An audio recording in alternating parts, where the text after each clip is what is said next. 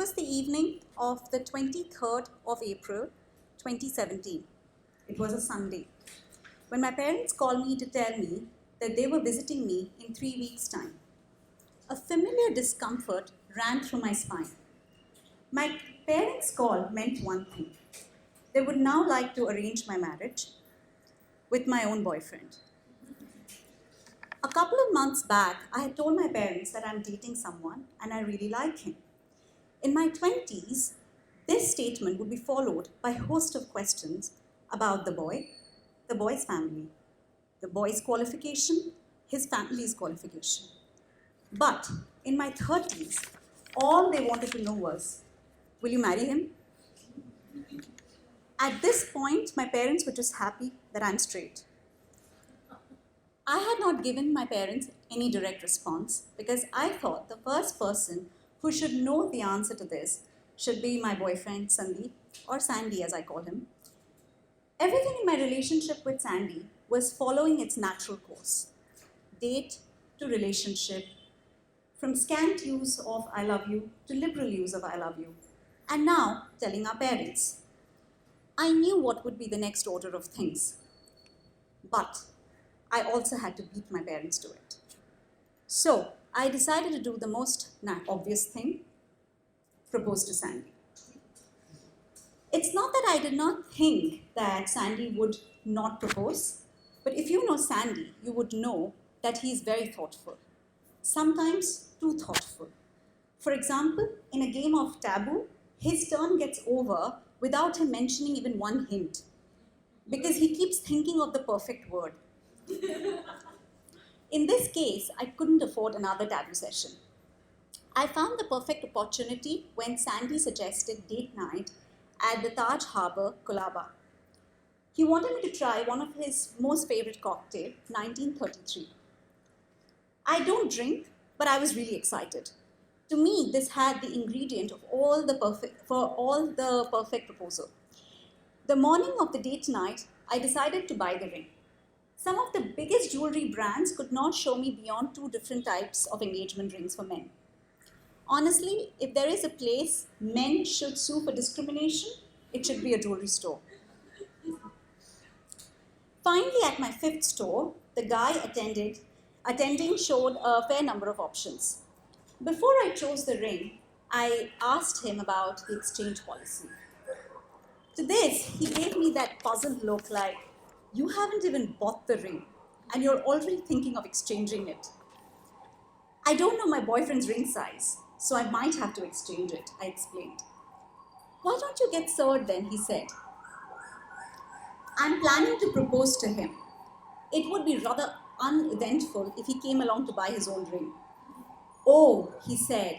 His eyes widened and mouth remained open as if he was about to ask some follow-up questions. But he started nodding instead, vigorously. Even the people around me in the shop were now looking at me in surprise. I finally shortlisted a ring. It was platinum ring, smooth with interesting carvings on the edge, and with the right size of diamond.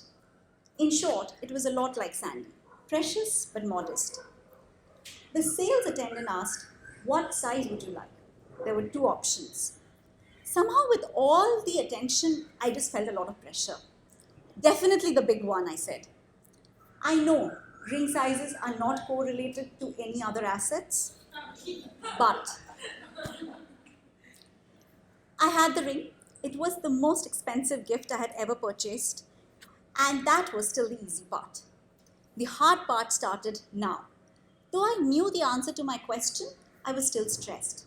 It was nothing to do with the answer. It was all about getting the performance right. I remember the night where it was the 7th of April, 2017, 7:30 p.m. We reached the harbour. I had the plan chalked out in my head. If you've been with an individual long enough, you would know their habits, and you can begin to trust them. For example, I can always trust Sandy to visit the restroom of any restaurant we go to. In our initial courtship days, I realized that our meals in restaurants, movies in theaters were always bracketed by restroom visits at the start and end. Initially, I thought he had a fetish for washrooms. But upon close inspection, I realized that his hair was always set wet after his visit. So, we placed the order for the 1933s, and just right on cue, Sandy excused himself to go to the washroom. I smiled and nodded, looking around for a likely waiter. I spotted one. Hi, I'm planning to propose to my boyfriend. Could you please slip this ring in his drink? Certainly, he said, like he's executed this 1,000 times over. Now I'm going to give you a bit of history. Harbour at the Taj happens to be one of the first bars in Mumbai to make cocktails, and 1933 was their first. And like for every first, there is a story. The waiter narrates this before launching into a theatrical performance. Now, I was completely unaware of all of this before I visited the harbour that night. So, back to my story. Almost as soon as Sandy returned to the table, the waiter came in with a folded table, 2 shakers, 2 cocktail glasses, to which Sandy said, "Watch carefully, it's quite dramatic." I didn't quite hear him. I kept staring at those empty cocktail glasses, and I was wondering where the ring was. The waiter started narrating how 2 Americans came down to India when alcohol was banned in the US, and they had asked the bartender at the harbour to make a very strong cocktail drink. That's all I remember about the story. I was too stressed to pay attention. The waiter then proceeds to lift the shaker and gives it a vigorous shake. I could hear the ice cubes knocking each other down. Now, I hadn't seen him slip the ring, but then, wasn't that what he was supposed to do? All I could think was, shit, the ring will be so damaged inside that. It was almost he had thrown my heart into the shaker. Then he poured the content of it into the glasses and nicely set it on fire.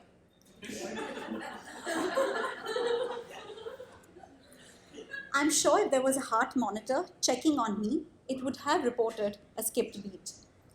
How will I ever exchange this ring? Is all I could think of.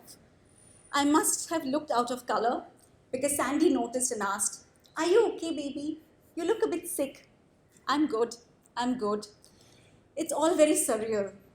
I wasn't even lying about it. The most expensive gift I have ever bought was crushed and set on fire right before my eyes. That's all. The waiter held out the drink. I was sure Sandy was drinking a broken platinum ring, and I could visualize the diamond floating somewhere on its own. After we clink the glass with cheers, the waiter turns to me and says, "Madam, I did not put the..." As he began to utter these words, I had to interrupt. It's fine, everything is fine." Now, as we took our first sips, I decided to get back the ring and slip it into Sandy's drink. Again, my expression must have given it away. And Sandy asked, "Are you okay? You don't seem to like the drink." "It's fabulous, but I think I need some nuts." I took the bowl of nuts as a pretext to retrieve the ring. At this point of time, I was no different from Golem in Lord of the Rings. I went to the same waiter, who was now logging in orders into the machine. "Hi, can I get the ring back, please?" "Certainly," he said, and he looked down, pulled open the drawer, and looked really puzzled, and looked up and said, "The ring is not there." Wait, what? What did he just say? This cannot be happening. This just cannot happen. My head started reeling. My vision was getting a little blurry. You know how they say that just before you die, all the important events in your life come flashing before your eyes?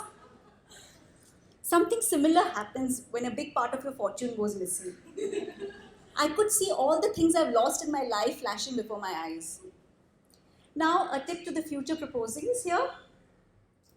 First, do not assume everybody knows what proposal means. Second, please research your drinks in which you're going to slip the ring into. And most importantly, do not trust anybody who says, "Certainly." Suddenly, I could hear a voice asking me, Ma'am, is this the ring?" "Oh yes, thank God," I recovered. So I went back to the table. Was the guy giving nuts or growing nuts? Asked Sandy, in his sarcastic tone. No, he is just nuts, I said. I waited for Sandy to look away, and then I quickly slipped the ring into the drink. I relaxed a little. The job had been done, and now all I have to do is wait and watch. All that stress had really worn me down, and I gulped the drink really fast, faster than I usually drink water. Slowly, most of my concerns began to fade. I think you can guess what happens when a non-drinker like me drinks Taj's most famous cocktail, one that was made for two alcohol-deprived Americans who wanted the strongest mix they could get and drinks it in 5 seconds flat. Sandy had never seen me like this. He was very concerned. In my drunken stupor, I saw the ring in his glass stuck between 2 ice cubes.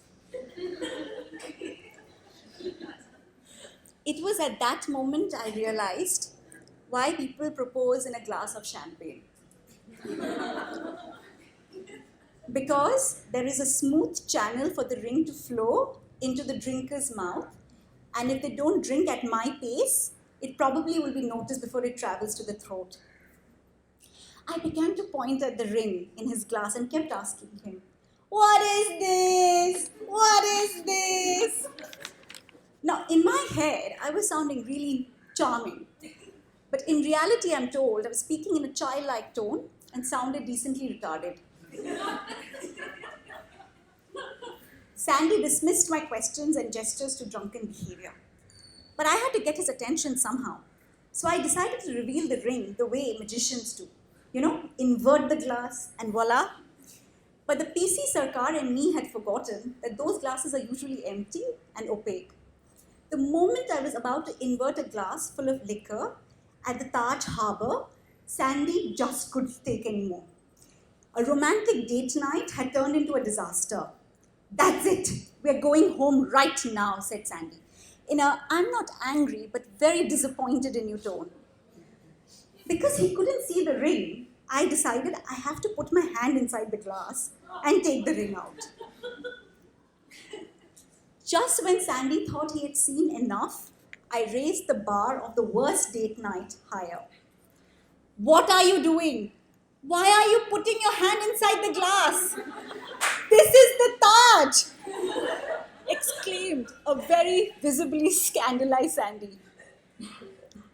But I had to rescue the ring, more for the sake of my bank balance.